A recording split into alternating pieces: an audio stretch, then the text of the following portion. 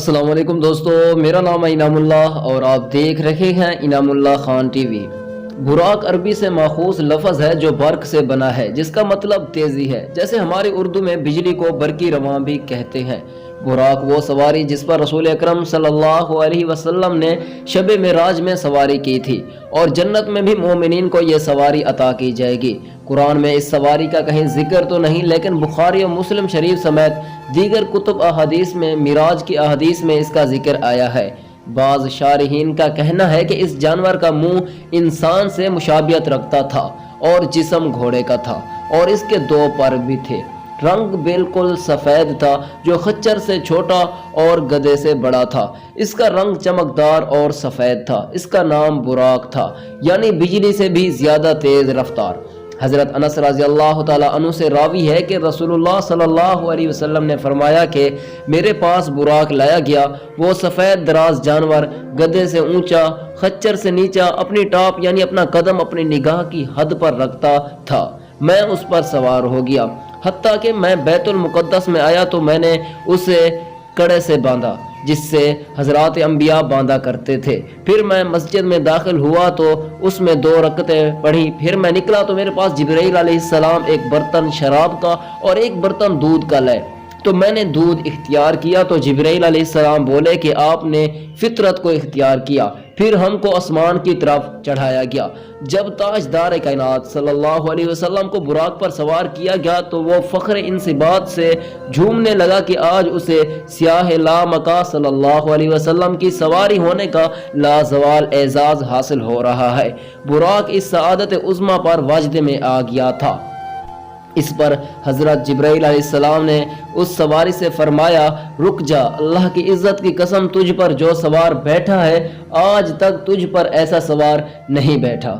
حضور صلی اللہ علیہ وسلم کو براق پر سوار کرا کے انہیں بیت المقدس کی طرف لے جایا گیا۔ براق کی رفتار کا یہ عالم تھا کہ جہاں سوار کی نظر پڑتی تھی وہاں اس کا قدم پڑتا تھا۔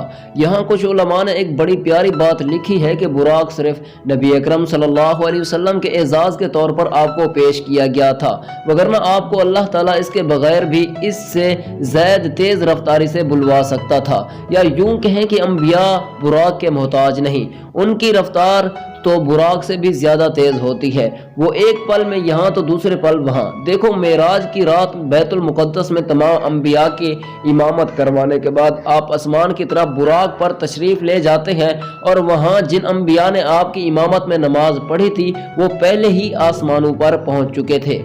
قرون وسطیٰ میں براق مسلمان فنکاروں، شاعروں اور مصوروں کا محبوب موضوع رہا ہے۔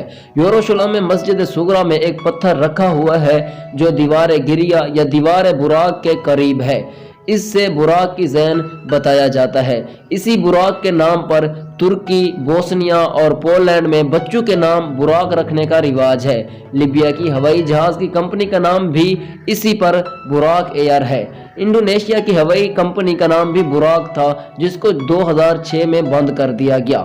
چند سال پہلے پاکستان نے اپنا ڈرون طیارہ تیار کیا تھا جس کا نام بھی براق کے نام پر ہی رکھا تھا، یعنی براق ڈرون۔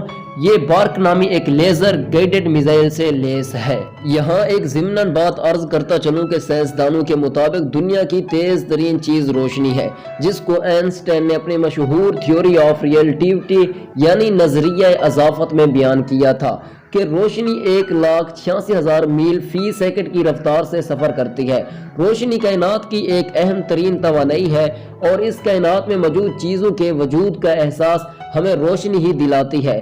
جدید فزکس میں ستاروں، سیاروں اور کہکشاؤں کے درمیان فاصلوں اور رفتار کا تعین روشنی کی رفتار سے کیا جاتا ہے، مگر اب فزکس اور کائنات کی تخلیق پر تحقیق کرنے والی دنیا کی سب سے بڑی تجربہ گاہ کے سائنس دانوں نے کہا کہ مسلسل 3 سال سے جاری ان کے حالیہ تجربوں سے یہ ثابت ہوتا ہے کہ نیوٹرینو، گاڈ پارٹیکلز یا خدائی ذروں کی رفتار روشنی کی رفتار سے تیز ہے۔